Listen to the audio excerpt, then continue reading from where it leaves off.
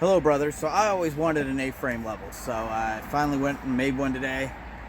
It's really dirt cheap. It's a 3/4 inch stick of PVC pipe, two 45-degree elbows, some bank line or any string you got laying around, an eye bolt, a handful of washers, and a couple of nuts on there. And what this does is it lets me lay out perfectly level lines in my front yard, or I'm going to use them to lay out level lines in the garden. You should watch the next video on that. But anyway, what this does is so now the water will soak into the ground and I won't have to spend as much time and effort and money watering it. And the only reason I water is not because I care what my neighbors think about my grass when it goes dormant, but we got the chicken tractors here, and those the chickens poop a lot, and moving them every day, the grass absorbs all that nitrogen and grows, but only if the grass is green. If it's dormant, it won't do that. And so I laid out this contour line, and then next thing is dig it out and start doing the next contour line. So if you want to know how to make these, watch the rest of the video. So we're going to start at the top because it's a good place to need to start. So we're going to use from the top these two excuse me, these two 45-degree 3/4 inch elbows, and I want 1 inch between them. We need some gap between them. It doesn't have to be any particular number, just pick a number arbitrarily. I picked 1 inch. So we're gonna put the tape measure in there, and that's about 1 inch deep. So got a bone to pick with Menards though, because they stand their pipe on end. It has a curve to it, so that might become a problem later. But anyway, pipe cutter, 3 inch.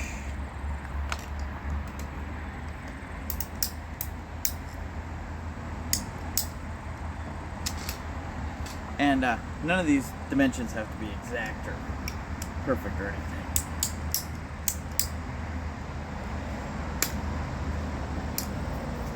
Alright, let's double check this.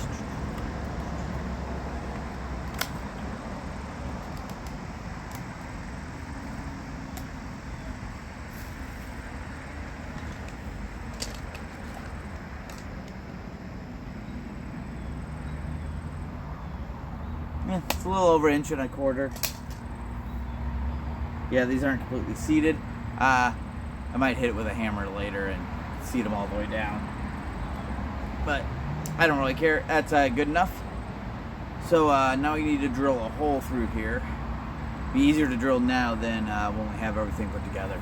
It doesn't matter what diameter drill bit you use, as long as it's bigger than the string you're going to use. So I picked this one. And then you want to drill the hole in the middle. It just so happens that for this one, that's about at the end of the eye. Don't stick it on top. Here, hold on.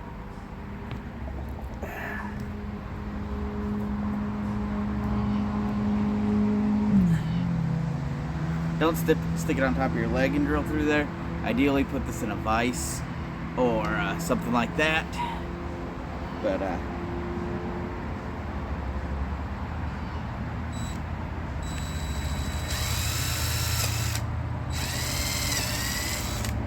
and it doesn't have to be perfectly straight, doesn't have to be perfectly centered, just need a place to tie the string to.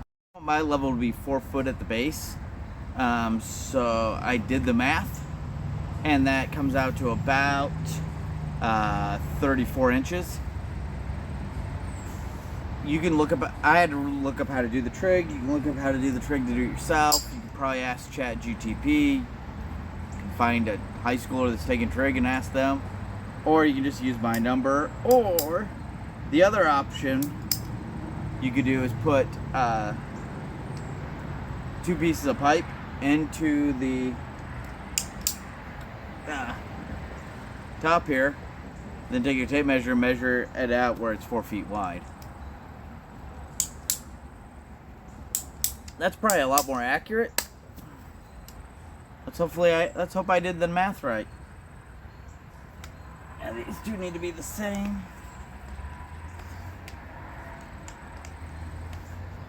Luckily, there's not a lot of bend in this section of the pipe.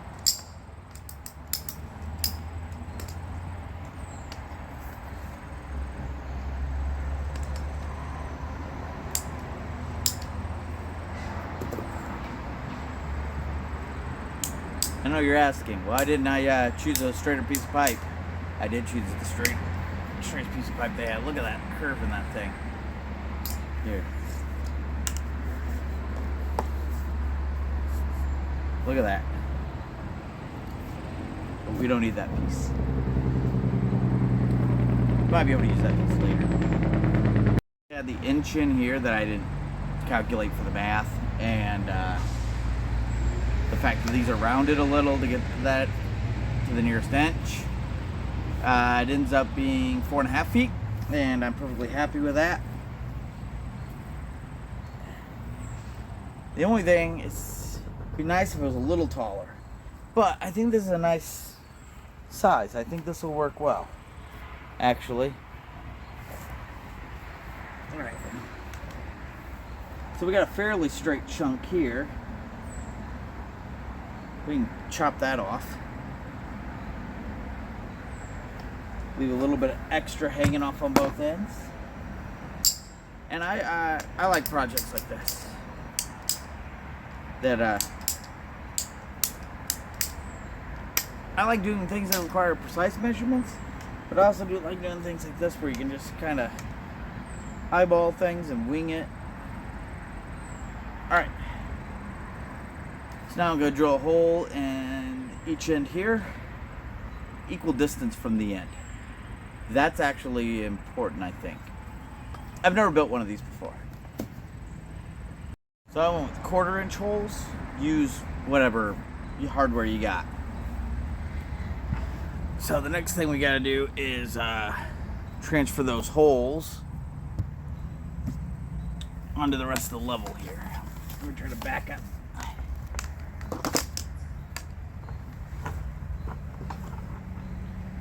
Remember, if you don't like my production quality, you get what you pay for, and this video is free. Alright.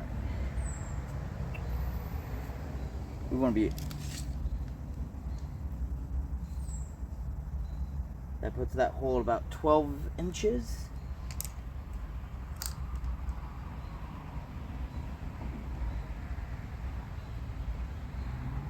Lower that. Lift that up. We want to be more or less straight here. 11 and a half. 11 and a half. And then I just let it slide.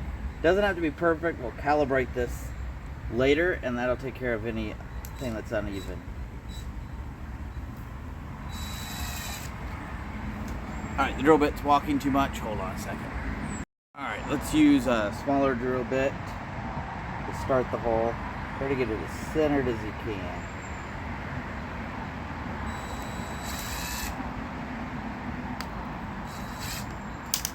There we go.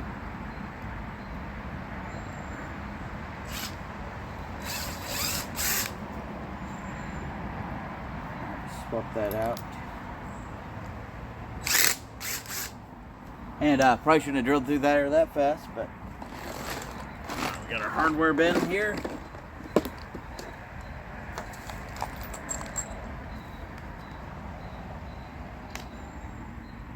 Alright, that bolt fits through there really nice. I'll put a washer on there.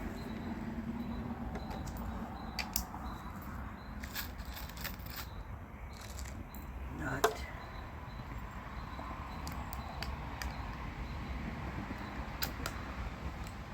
Actually, that's too short.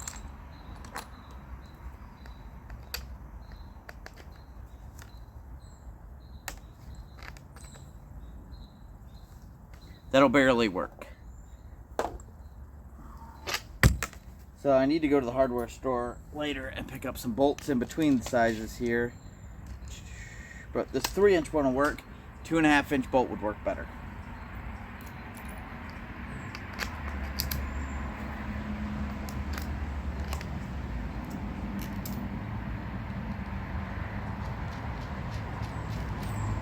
I'm going to leave that loose for now.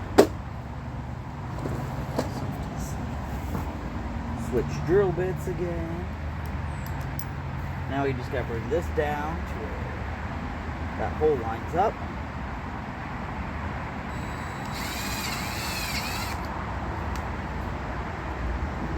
Back to the 1/4 inch bit.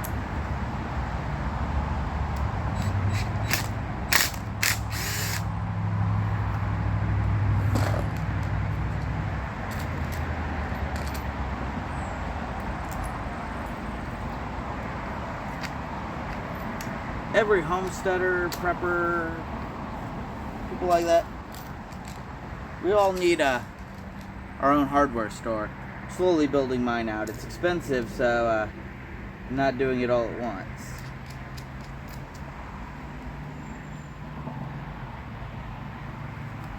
Alright, we're going to use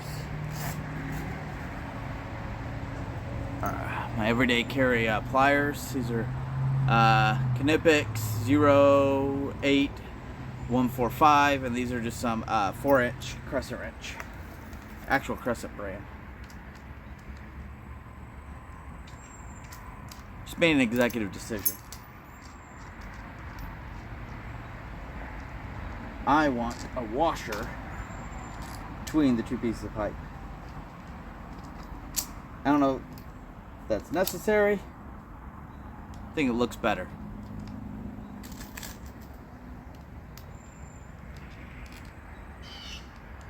So a plumb bob is just a weight on a string. So for the weight, I use this 1/4 inch eye bolt, stacked as many washers as I could fit on there, and then 2 nuts on the bottom because I don't want this falling apart and dropping all those washers and having to deal with them.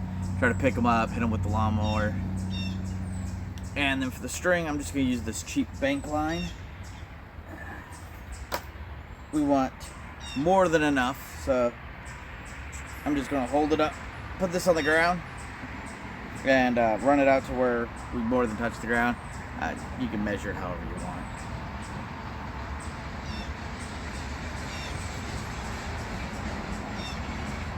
Alright, you need bank line or any synthetic line. And as soon as you cut it, you want to take your lighter, that's chapstick, take your lighter and melt the ends so it doesn't come all unraveled on you. We don't want to be like a bunch of Philistines and have raveled up ends on all of our rope. That's bad form.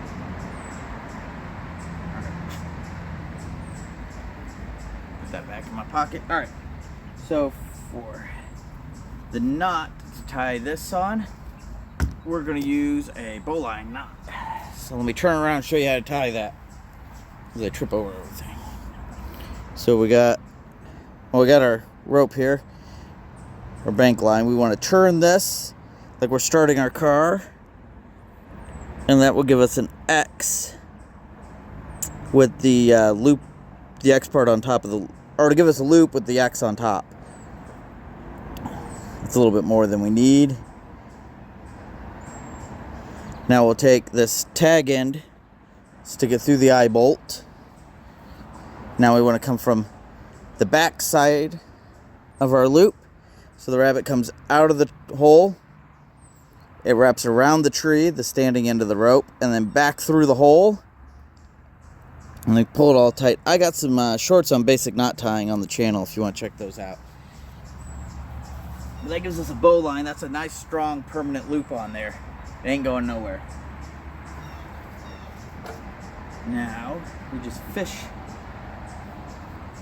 the rope through the level.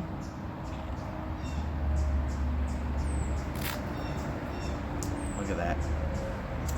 This was the already cut in. I didn't take care of it last time I cut the rope. Shame on me. Alright. So we just take this. Hopefully this will just fish right through.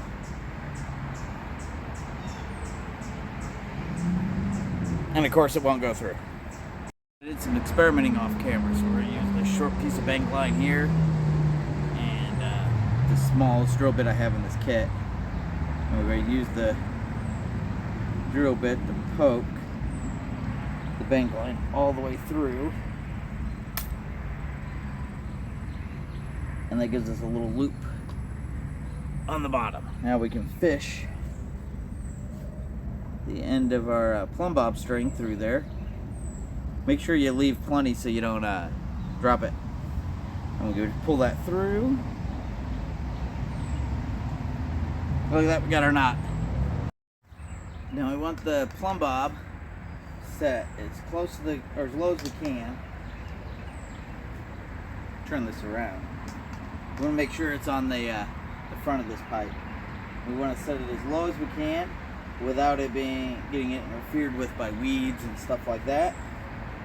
And then we'll just come down here and we'll tie a 2/2 hitch. I'll put a link to that video.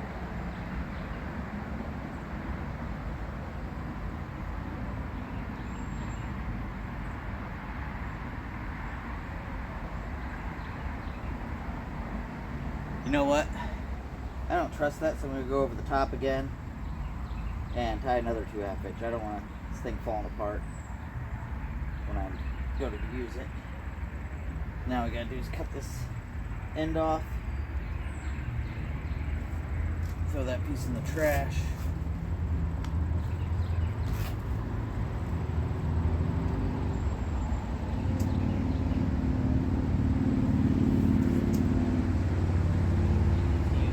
Alright, now we got plumb bob. Now the next step is to calibrate it. So I'm just going to use the road here. Use a 2x4 or a sidewalk, whatever you got that's level. And right here's the plumb bob. It's kind of hard to see. There we go. But plumb bobs are the most mentioned tool in the Bible because no matter how you manipulate it, always hangs straight. So if you lift this end up, plumb bob still hangs perfectly straight. So it's used to compare to God because God's always true. What he says is true. His word is true. He's always honest and fair, and he's a perfect judge. So that's why he's compared to the plumb bob. It's the only tool that no matter what you do, you really can't mess it up. You can't make it wrong. So what we want to do here is we want to take the plumb bob to where it can swing freely, and then we'll pinch it. Alright, let me get a different angle there. Pinch it, then spin it around, and see if it moves any. Alright, it moved some. So we're going to take halfway between those two and make our mark.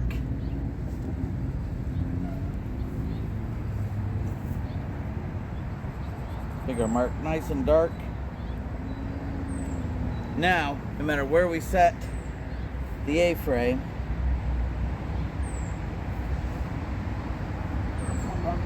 stop dancing. And those two spots are level. And if we move it,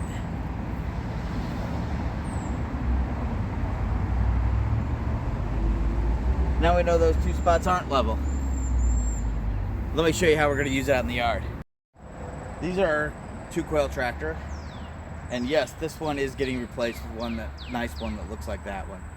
So, but anyway, we move these every day, and that way the coil are on fresh grass. They eat more bugs that way, but also we don't have to clean up the manure. The grass absorbs all that nitrogen and grows faster, and we can use it to make compost. The big problem we have is when it's hot and dry and the grass starts to die off or go dormant, we have to water, and we don't want to have to water as much, so we want to be able to store water in the ground by making some swale-like contour paths. That's what the A-frame level's for. This is the downspout on the northeast corner. The way this works, set the downspout on the concrete thing here.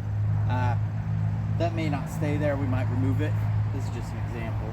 And then you just move the level until you find a spot where the plumb bob string lines up with the mark we made when we calibrated.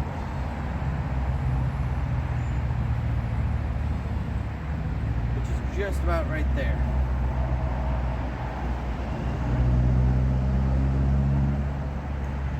Now I'd rather the swales run this way, but this is the way they run. This is the way God designed the land, so we just gotta use it the way He designed it. Now we can rotate the level, and it looks like it'll be level in this direction.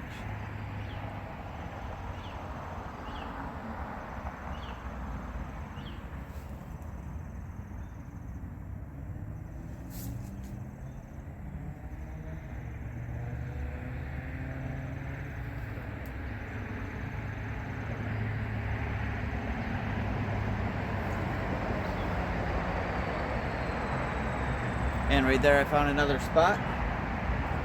This is slow going, but this thing costs like $5. Laser level system costs thousands. And if I just do part of the yard at a time, that's all I need. So as the water runs through off the gutter, it's going to follow the path that I'm going to dig through here, and then it'll saturate into the ground. And that path is going to be really wide and very shallow. So it stores a lot of water, but it's easy to mow over, and because this is in the front yard, once the grass grows back in, you won't be able to really see it. So the level path, the contour line here, ends up running in a little zigzag down towards the road. This is all the flags I own. I'll have to stop and pick up some more flags tomorrow.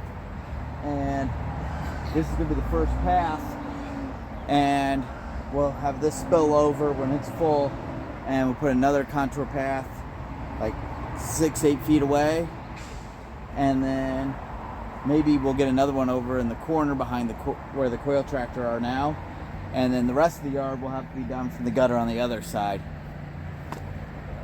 So I hope you find this useful. I hope you find this helpful. I hope it works, and I hope you have a great blessed day. Remember, we prepare today, prosper tomorrow.